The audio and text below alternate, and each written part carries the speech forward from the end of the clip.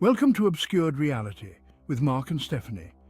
From UFO sightings to the lost city of Atlantis, from alien encounters to the living dead, each episode will leave you questioning reality.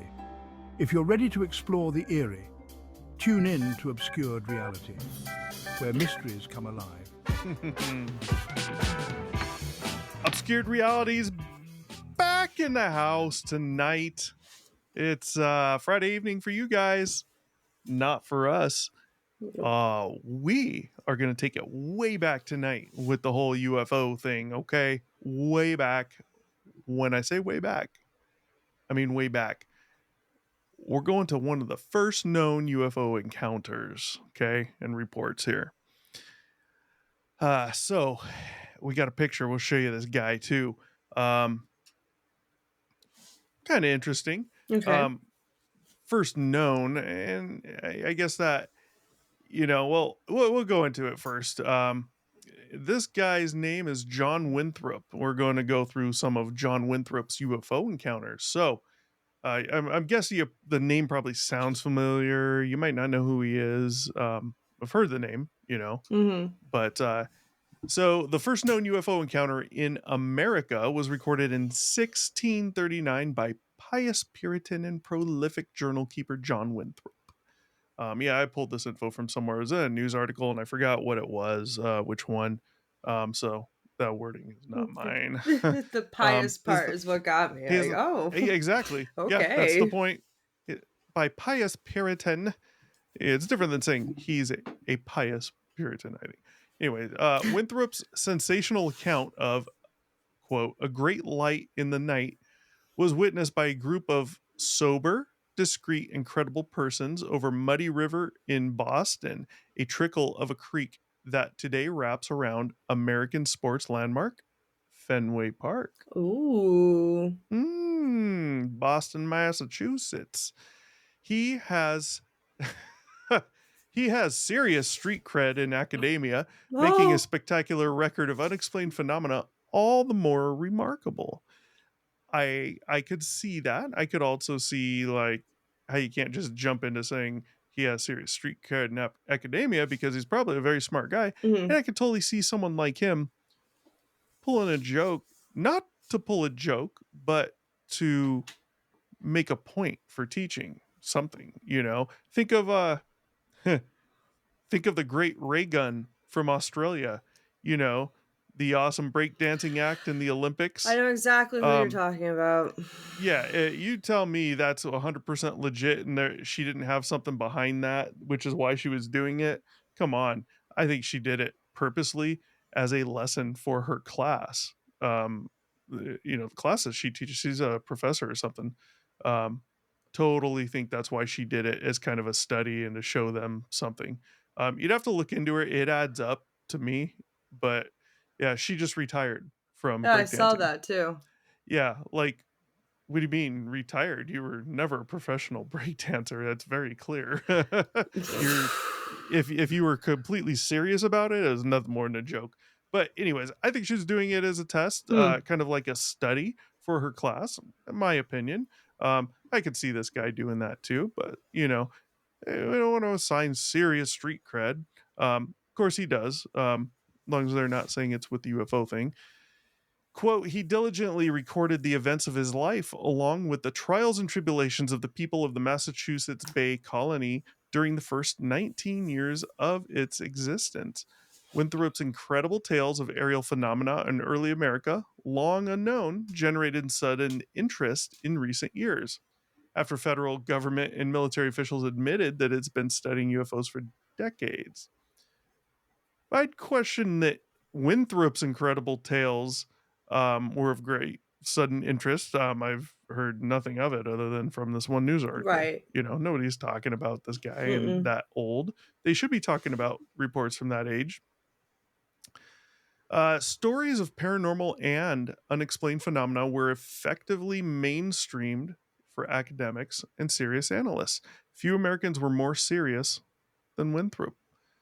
He was a devout Christian and an industrious nation builder, despite the hardship of carving a new civilization from the wilderness and governing a new society. He dutifully kept himself daily records of life in the colony for nearly 2 decades. Quote, his energies seemed prodigious and inexhaustible. That's from PBS Frontline, what they said of Winthrop. Repeatedly elected governor, he was chiefly responsible for maintaining civic and social order. So he's responsible for maintaining social order. I could see someone making up some crazy UFO story as a way to test that social order and if he's doing a good job, you know. That's all I'm saying. I don't believe this is made up. I'm just saying, you know. Mm-hmm. Um, John Winthrop, he was born on January 12th, 1587 or 1588 in Okay. Edwardstone, Suffolk County, England, to Adam and Anne Brown Winthrop.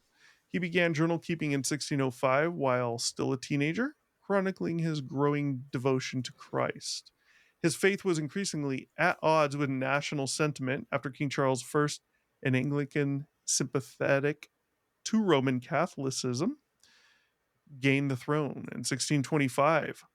Winthrop departed for the New World in the spring of 1630 aboard the Arbella with an expedition of Puritans to establish the Massachusetts Bay Colony, about 35 miles north of the Plymouth colony settled by the Pilgrims in 1620.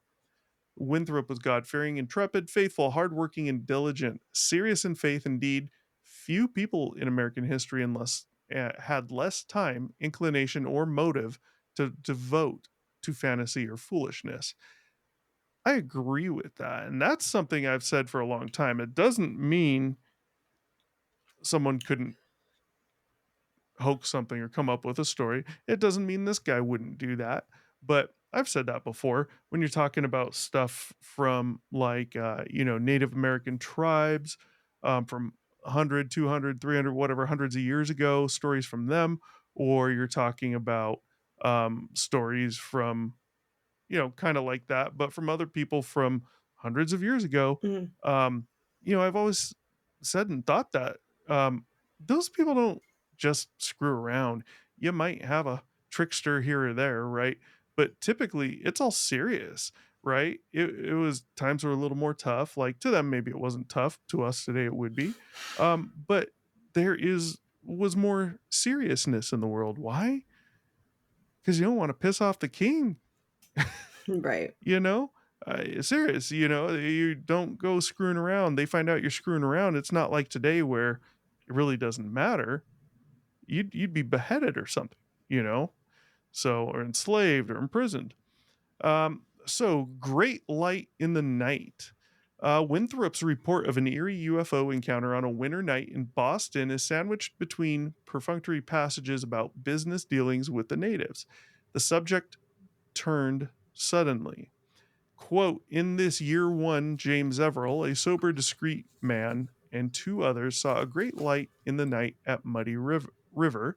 Winthrop wrote, this was March 1st, 1639, quote, when it stood still, it flamed up and was about 3 yards square. When it ran, it was contracted into the figure of a swine. Interesting.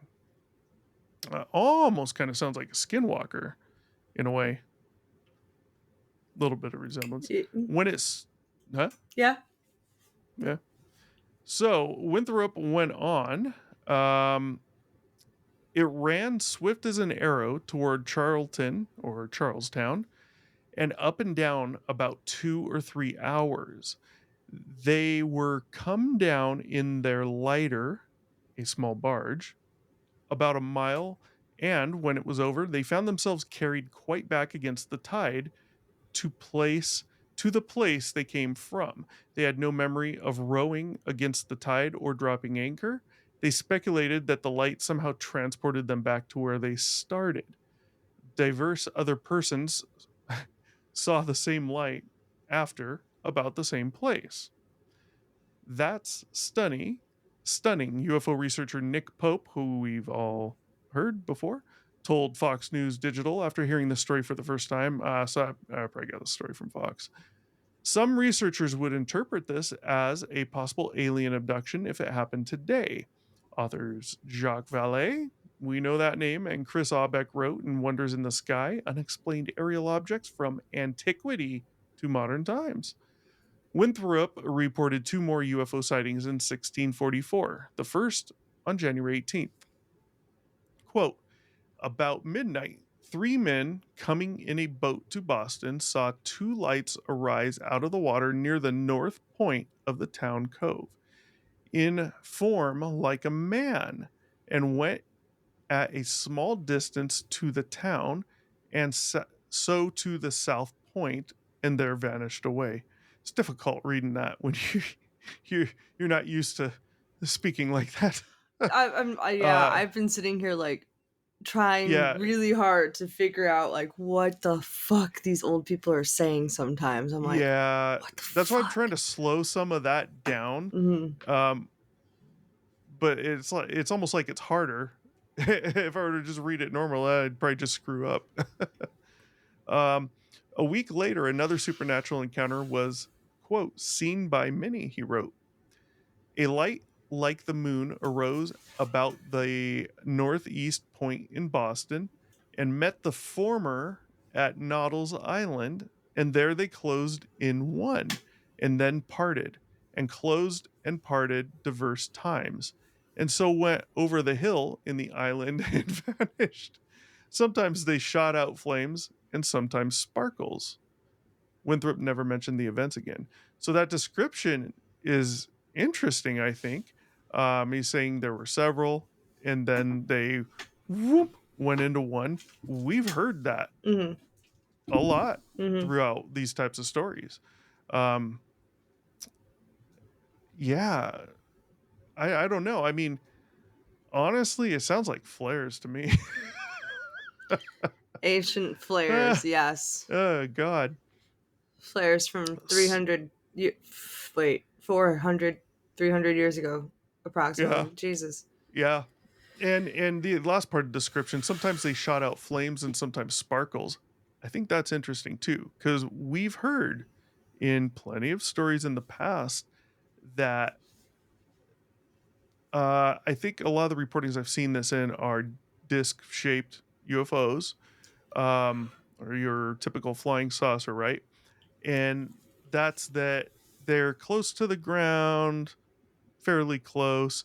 They're not moving fast, kind of wobbly, and Mhm. they're letting out this like magma type, just spurting out Magma. shit, Sorry. magma. And Started with you. one of the ideas, one of the theories behind that, I believe, is that that's typically has to do something with possibly the propulsion. But the way I've always kind of taken it and looked at it is that's typically seen when it would appear that there may be some type of problem with the craft, Mhm. which would make sense. Okay. Yeah. I think. So his journal was not published until 1825. Wow. That, Well, it's that like 200 years almost. yeah, damn near. Yeah, the mysterious passages were ignored amid the insight into colonial history culled from his voluminous writings. Voluminous. Hmm. The eerie objects remained unidentified today, yet come No from one of shit. the most trusted sources in American scholarship. Sorry. Yes, exactly what I was thinking. Fucking fuck. Oh, we still know what it is. No, fuck. They didn't know Yeah, what it was then, too. Fuck. yeah, yeah. I think it speaks to the fact that those skeptics don't like to admit, but most UFO witnesses, like Everill or Winthrop, are serious, sober individuals, said Nick Pope. It doesn't surprise me you have these very historical figures seeing these things. It's vindication of what we see today. If you look at modern UFO accounts, very often they're from police officers, pilots, military personnel, radar Yeah, operators. yeah, yeah. Yep. There People are a have lot this of. misconception that this all started with flying saucers in Roswell. It goes back to the dawn of time, said Pope. And he's 100% right. Mhm. I hate that when, everyone's like, even back to the early sightings, the beginning sightings, the first ones, Roswell, it all started with Roswell, Roswell. Every time I hear that crap, I'm like, "Oh my god. Look at the inscriptions and caves and, walls, rock Mhm. walls outside, um, Yeah. things placed in certain places," and I'm thinking of Skinwalker Ranch, and what they've depicted in these drawings, and you still don't have answers for them. They tried to force what they claim to be one of the best opinions on you, right? Yeah. But again, it's all it ever is. It's not fact. We don't know. So let's take it for what it is. The easiest answer is usually the correct answer. Occam's razor. Yep. Uh, you know. Um, let's see. What we're just beginning to realize is that people have always seen these strange things. We have fiery chariots in the Bible, and we have strange images in medieval and Renaissance paintings and in old petroglyphs. True, Yes, true. we've looked at Yes, we those. have. Yeah. Yes, we What was have. that one? I think it was, I want to I say it don't was supposed to be Mary Magdalene, and she was on this downstairs floor of this building, and there was that like disc-shaped object in the sky I shining a don't light remember down. too much about the paintings. I do remember that one of them had, like, little UFO Mhm. dudes riding in UFOs in each corner. Remember that one, but I Yeah. don't necessarily remember the rest of the painting. Yeah. There was another one I really like, which was, it looked like a painting, like, someone maybe hired someone to do a portrait of them, and this was Mm. the one where they were up a little higher above the land.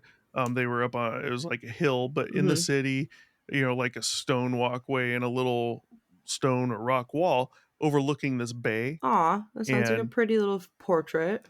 so the female in the portrait is facing where the painter would be, Mhm. and up in the sky, you see this little dish-shaped object, and over her left shoulder, a little farther away up on a little bit higher cliff, there was a guy standing there pointing at it, and he has his dog there. His dog's sitting down, The staring straight at it. fuck? Like, this is all very specific in this painting. That's very strange. 'Cause Yeah, you it's well, not like a I mean, we did a picture where show you, on it. like, happen to capture that. It's like this motherfucker was like, "This is what Right. I'm going to do." Yeah, like, he just came up with that, and what he came up with just happens to be, like, the main type of UFO. object Yeah. sighting throughout the centuries. I mean, come on. Yeah. I don't know, man. Um, did I finish Renaissance paintings and in old petroglyphs? Yeah. Mhm, mhm. So he is right, I believe, fully 100%. Numerous sightings in 1644. In 1644, a rash of bizarre sightings was again reported in Boston. The account says that mysterious lights appeared about 2 weeks after the destruction of a ship commanded by Captain John Chaddock, a pirate whose ship was intentionally blown up in the harbor. On several occasions, Bostonians saw a light resembling the moon rise from the water near the site of the sunken ship Ah, you guys that pissed it off. merged with an identical light and then separated again, repeating this over and over while shooting out flames and sparks. The people of Boston attributed the lights to the ghost of one of the dead sailors, a confessed necromancer allegedly responsible for the ship's destruction. According to Winthrop, this anonymous person had done some strange things by his art in his Ave from Virginia hither. To make things even more strange, Winthrop reports, all the bodies blown up were found but his, which never was. Hence, it is left to be inferred that the master teacher of the black art of necromancy took away the body as well as the soul of his pupil at the Oh, moment good of the god. catastrophe. Oh, good god, that would be Yeah, something a Puritan would write. I'm so sorry. yeah. Oh, god, I necromancy, seriously? I'm sorry, I mean, I don't. maybe it's just me, but I'm almost more interested in how in 1644 they recovered bodies from the ocean. Granted, it was in the harbor; it wasn't too deep, and I know back then you probably have in coastal towns people who can dive, hold their breath fairly long times. I mean, a lot of them have to at certain points in time had to do that to live, right? Mhm. Find food, find fish. But I'm just more, I think, intrigued about how the hell did they find all the bodies unless they're floating? I mean, if they blew the thing I up, would assume that maybe the tide would maybe wash them up on shore. I don't know. maybe, sure. Hmm. But either way, interesting sighting. Mhm. Paranormal sighting. An odd sight returned to the skies of Boston 5 years later, according to another entry in Winthrop's diary dated January 18, 1644. Now, I'm guessing Fox News may have some of this out of order or something, because he wrote this in his journal in 1644, but the rash of bizarre sightings was in 1644. I'm sure it's correct. They just have a little mix up in where things are at. So, about midnight, three men coming in a boat to Boston Mhm. saw two lights arise out of the water near the north point of the town cove in form like a man and went Yes. at a small distance to the town and so to the South, south yeah. point and there vanished away. So that is the previous story we had heard, not the one right before it, but Mhm. originally there. Um, I did include that because I think there was a little bit more different detail. Man, it is dry out here right now. The My fires throat's been, the fires probably aren't helping with the air quality. I mean, depends where you're at. California's a huge state. We're not getting any of it yet. Oh, well, that's good. That'll all depend if it blows, blows Yeah. us south. Um, Another UFO. Last story we got. Then we'll take a look at this guy, and I believe what is a drawing of him. I could be wrong. A week later, Winthrop wrote, another unexplained celestial event occurred over Boston Harbor. A light like the moon arose about the northeast point in Boston and met the former at Noddle's Island. We heard some of this. Mhm. And there they closed in one and then parted. And this is the one that has more detail, I believe. Yeah. And closed and parted diverse times, and so went over the hill in the island and vanished. Sometimes they shot out flames, and sometimes Yep. sparkles. This was about 8 of the clock in the evening, 8 of the clock, 8 of and the was seen clock. by many. His account continued. About the same time, a voice was heard upon the water between Boston and Dorchester, calling out in a most dreadful manner, boy, boy, come away, come away. And it suddenly shifted from one place to another at great distance, about 20 times. It was heard by diverse godly persons. About 14 days after, The the fuck? same voice in the same dreadful manner was heard by others on the other side of the town towards Noddle's Island. Now, they didn't have megaphones back then, they didn't have Boy. speakers, they didn't have car stereos, Oh, home theater systems. shit, they didn't have So, cars. yeah, so projecting that, Yeah. um, that one obviously was the one with more details, Mhm. kind of two stories right there.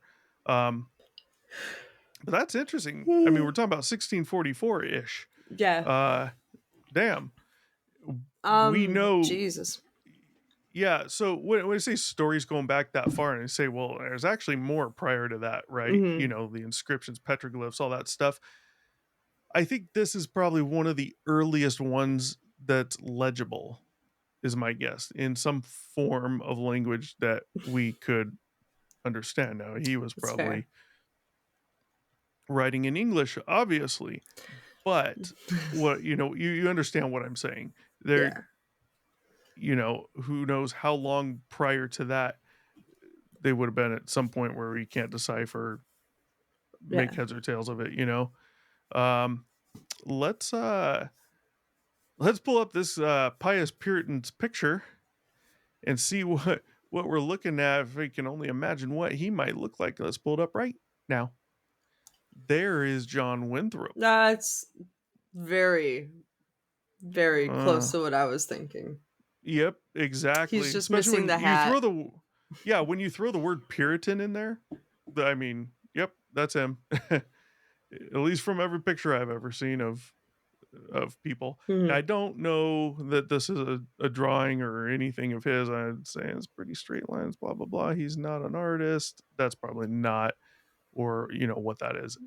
But it was included with it for some reason. So Well, he may have described this or it could to just be a someone picture who that could somebody draw, threw in to, like, get your brain possibly. imagining what he possibly could have seen.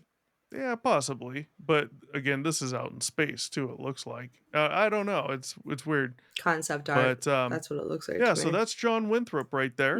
The pious That Puritan. crazy Puritan. That So, crazy bastard. man, I don't know. What do you think here? I mean, we're Um, going I feel like we're there going was two, three, definitely four like, hundred I years. mean, so here's the thing. Yeah, Puritans aren't over 400 years yeah, ago, almost Puritans are 400. not the type to, like, joke about shit or make shit up. Like, they have Because they're hell. pure. No, because they have hell to scare you with. They don't need Yeah, anything else to scare you with. They have the so-called benevolent God and hell and the devil. right. So they don't need shit to make up to scare you into like submission. So it is very interesting that there were a couple of accounts that he recorded Yeah, being of that particular serious faith of that yeah. age. And So that's a good yeah, point too. Serious faith, yeah. especially back then, you're Oh talking yeah. about religion is like So probably it at the is word. peak. It is word Like of like life. everyone's religious, and if they're Yeah. not, they're lying about it and saying they are. And then So they're they don't die. burned at the fucking stake as a witch the next day. Yeah, Yeah. yeah, No, yeah. religion Your is wife, life. Like that's how it your is. your your wife has to pee and isn't close to the outhouse. She winds up going in the bushes, and she's a witch. She's making a deadly concoction, right? I mean, Yeah. crazy shit. Oh man, So that's it's why normal I feel like life there's to like a them. lot of credibility to this one just because of the age, the fact that like they didn't really have a lot of words to describe what they would see. Like they don't have like words like I think flares they did a or good job. yeah, I think they did well as Well, well. well, Like they do have words to describe it, and they would use the sparkles. words of their time to Yeah, describe but it, they right? don't have Um, like the words of their time may be like harder for us to understand considering 400 yeah, years ago. I mean, exactly. it was already hard enough for you to Hmm. read. So like the I thought I did a great job. I think you did No. a great job too. Next time characters have to have different voices, but it's all right. Yeah. Shut up. It's okay. But no, like, that's what I'm saying. Like this, like the He words. diligently recorded the events of his life, along with the trials and There tribulations you of the go. people of Massachusetts Bay Colony during the first 19 years There you go. of his existence. But yeah, Continue. I feel like the words that they used like really described it very well, despite the fact Yeah, that like again, like I said, they may not have things like how they said diverted, and separated, diverted, or they didn't even use the word separated, like diverted and came together, like yeah, a division of times, like just the way they speak. yeah, It is nice to know that their words are still understandable for us today, yeah. And but and that's what I and mean. what That's I why I feel like it's way more credible is because of the right age, because of the and what I seriousness of religion. right what I like about this, I've made this point a few times with other stories that are older. This is over 350 years ago. We're Mhm. coming up on 400 years Mhm. on this guy, and the similarities that you see as far as what the descriptions of what was seen, along with the similarities, very similar up through today. Yeah. And you got to think also, this is 400 years ago. Mm. We don't know what this is people are seeing, okay? Oh yeah. We know for a fact, and actually, I'd say this about Bob Lazar, right? And some of the stuff he's saying. And with Bob Lazar's story, I would look at today's tech and where we were 10 years ago, 20 years ago, 30 years ago, and back in 89 when he came out with a story, and like, you know, yeah, there's probably no chance any human on earth had anything that was doing this type of stuff that he claimed these things did. However, it would still be within the realm, within the age of possibility, where if it was man-made, you wouldn't be completely shocked. So this story brings up a good point. This is almost 400 years Mhm. ago. There nothing for technology, like zero compared to what is now, right? Um, so you tell me, other than asteroids, meteors, lightning, ball lightning, swamp gas, five things there. Other than that, what could it be? Could it be any of those five? No. It took the form of a pig, of a swine, sorry, it took the form of a Right. swine. Like, unless Hmm. that swamp gas is, like, toxic and you're high as They weren't around fuck. swamps. Yeah, This was in the harbor, the ocean. there we are. So that's why I'm saying all five are eliminated with Mhm, this. mhm, So mhm. now, how do you explain stories from 400, almost 400 years ago, very similar to today, as well as what we've seen up to today, Mhm. what people describe? Um, this isn't news. Now, one could easily say, well, yeah, at some point past John Winthrop's life, people read his writings and what he had described, and at some point in the future, someone read it and started making up UFO stories, and then copycats after that, they're going to make them up based off some of the info they've heard as well in the past. Mhm. Some descriptions. So there's an easily arguable other side Yeah. as well as to why descriptions like what he's saying have lasted till today. But that doesn't matter because you still have to go back to 1644 and say, are you telling me this guy made it up too? Let's go farther back Yeah. in the, tribes, other countries, Egypt, Mhm. Skinwalker Ranch, you name it, petroglyphs, hieroglyphs, whatever, carvings, paintings, or, cave walls and stuff. They show the same effing thing. Yeah, they They really show do. things that people think they may have been trying to describe portals. I mean, you tell me. So I don't know. You can use a lot of arguments, but you can counter them too Yeah. easily, like with evidence here, not just making shit up. So yeah, John Winthrop. I think it's interesting. It's too bad he didn't have more stories. However, these things don't just happen when you want them to. Mm. Mhm. Yeah. So I can't tell you how many times I've stood out here at night and looked up because a pretty clear view of the sky and just show me something. Hoped and wished. Come on, prove it. Nothing. Yeah. Right. But then I'm sitting there talking with a friend and shit happens like no explanation. Mhm. And, some of the description matches here. Surprise. So, yeah, that's interesting. I definitely want to do a show looking at kind of the history of this stuff and see if there is anything found prior to what's found prior to that, that's older that might not be writings, but more paintings, drawings, things like that. Mhm. Um, I think that would be interesting. Um, before the last thing, want to remind you, like, share, subscribe. If you have a story of your own, there's the email obscured with a D, r1 at gmail.com.